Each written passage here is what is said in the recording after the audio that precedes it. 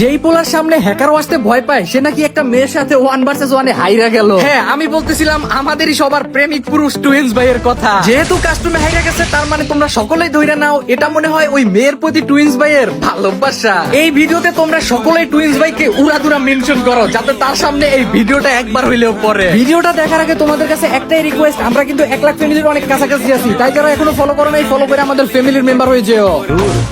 1v1 करोगे आप मेरे साथ?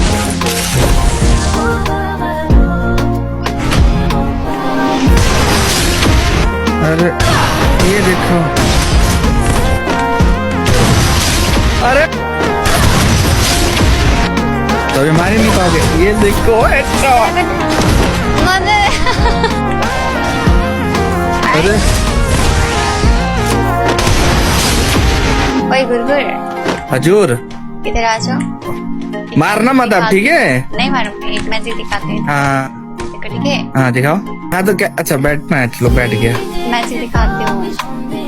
हाँ चीटिंग गाइस, धोखा। मैं जा रहा हूँ दोस्तों, मैं ऑफलाइन जा रहा हूँ।